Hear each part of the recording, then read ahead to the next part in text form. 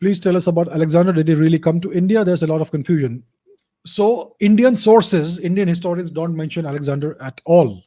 The Greeks extol him to the high heavens. He is the greatest conqueror and greatest marauder, etc., in the entire world's history. He conquered everything. He even came to India, conquered Western India, and then he went back because his soldiers were very tired.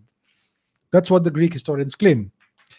Now, the Indian historians don't write about him at all, even though they write extensively about his successor, Seleucus Nicator. So, the Indian historians and chroniclers write extensively about the guy who came after Alexander, but they don't write about Alexander the Great, who supposedly came into Western India and had this great battle with this king called Porus. And Indian historians, Indian records don't even mention Porus at all.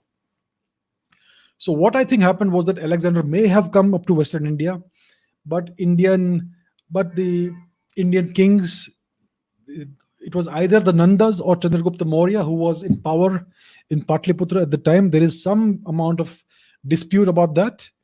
But whoever was in power in Patliputra, which was then the seat of power in India, whoever was the emperor there, did not take notice of this little Greek guy who has come there. And most likely, what happened was that Alexander fought a border chieftain named Purushottam or Porus, and most likely he lost to this guy. Most likely, Alexander lost this battle, and it eventually must have ended up causing his death when he returned to Babylon. Because if there was such a great battle on the banks of the river Jhelum, right? Now, this is in the Sapta Sindhu region, and we had this great university, Takshashila, there, right next door, practically. So, if such a monumental battle happened there, how did none of the great scholars at Takshashila record this fact, right? So, these are the hard facts that make us question the Greek accounts that Alexander conquered Western India and went back only because his soldiers were very tired after a very long campaign.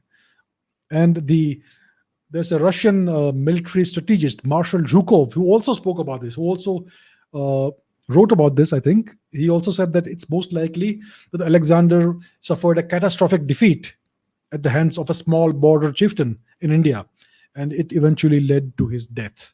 So that is the most likely truth about what really happened. He most likely came and he suffered a terrible defeat, and it ended up costing his life.